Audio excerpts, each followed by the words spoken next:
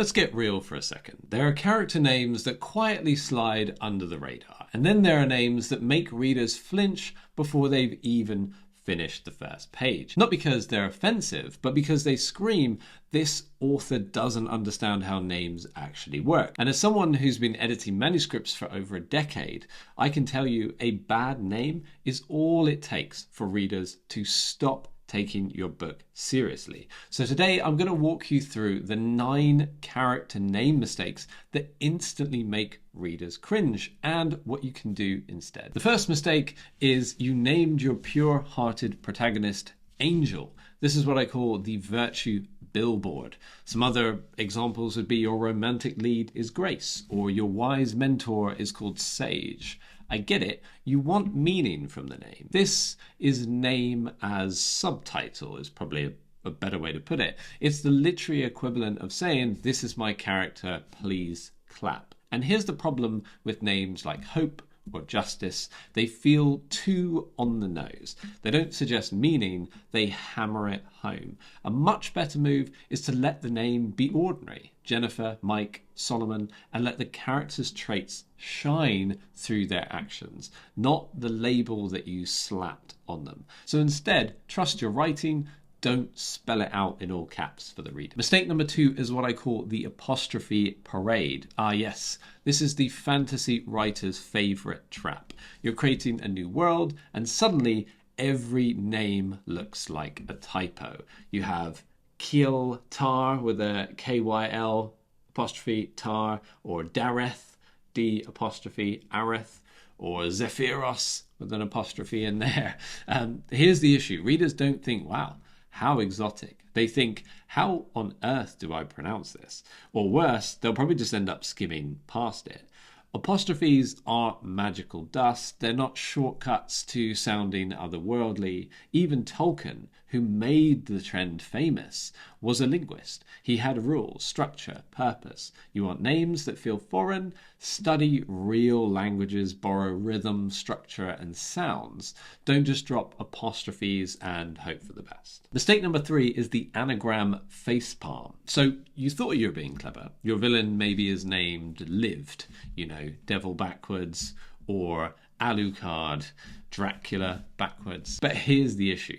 Readers are never impressed with this. They're actually rolling their eyes the minute they read it. And it's not a twist, it's really just more of a trick. And worse, these names usually sound awful. Like Lived isn't a name, it's a verb. And the real problem here is, of course, much deeper. Anagrams signal that you're more interested in showing off than telling a good story. So what you want to do is ditch the gimmicks, build a villain who's terrifying because of what they do, not because of how you spell their name. And here's a quick tip. If you're not sure whether your characters' names are helping or hurting your story, then get a second opinion. We offer developmental editing that includes deep dives on naming systems, world building, and narrative cohesion. There's a link in the description below. Mistake number 4 is the throat-clearing consonant cluster. That's quite a mouthful. Basically, it's where you've got characters named Zthurk or Quirathern. So congrats, what you've done here is created names that nobody can say. I wrote those and I can't say them. If a reader can't pronounce a name, even in their head, they can't connect with it. It breaks immersion, and instead of them getting lost in your story, they're stumbling over syllables. I once edited a beautiful, emotional scene completely ruined by a name that just sounded like a sneeze mid-sentence. So the fix here is to create names that feel unfamiliar but are still readable. Ursula K. Le Guin nailed this in Earthsea with Ged, Tanar, Ogion. They were otherworldly, but they were still pronounceable. Let's move on to mistake 5, which is the real-life red flag. Writers do this a lot more than they admit. Your villain is named after your ex. Your love interest is your high school crush. You think you're being subtle, but you're not. And most people can tell. We can read through this, which means most readers can read through this too. And worse, it warps your writing. Instead of serving the story, your characters start serving your feelings. Fiction should feel authentic, not like therapy with dragons. So unless you're writing a memoir with magical realism, keep your personal vendettas out of the cast list. Mistake 6 is the time-traveling name. So this one particularly for historical fiction writers. If that's you, listen up. If your medieval blacksmith is named Jaden, well, we've got a problem. Nothing kills immersion faster than a name that doesn't belong in the time period.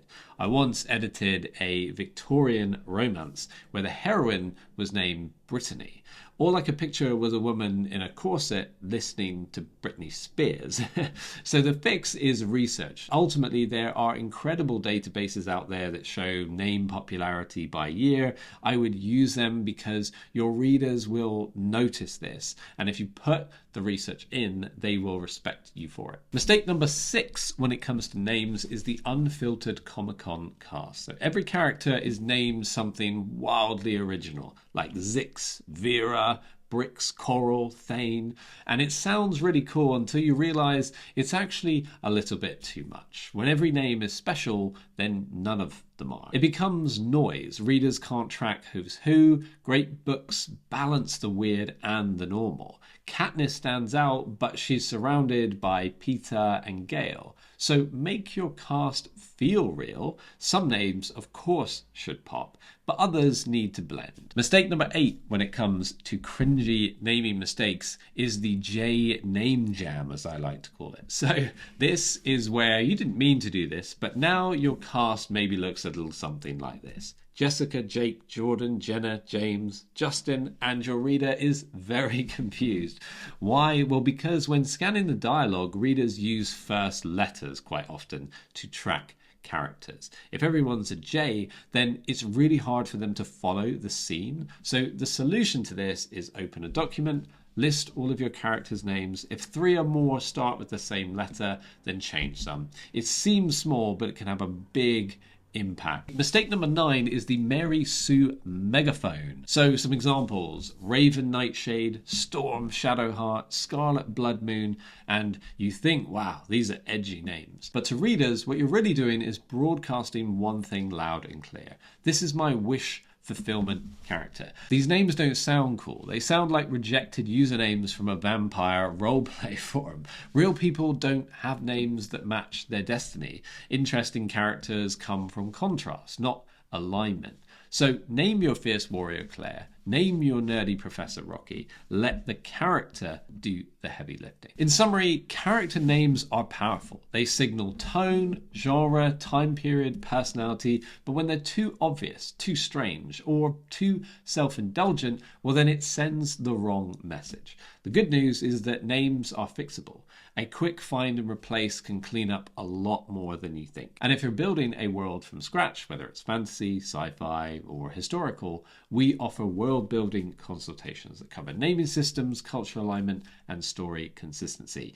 Ultimately, our editors will help craft your book, and then, of course, we help you publish it. And now I want to hear from you. What's the cringiest character name you've ever come across? Drop them in the comments. Let's see if we can get a great list on the go. YouTube will now be recommending another one of my great writing videos just here, so go ahead and watch that one next, or get back to writing your book.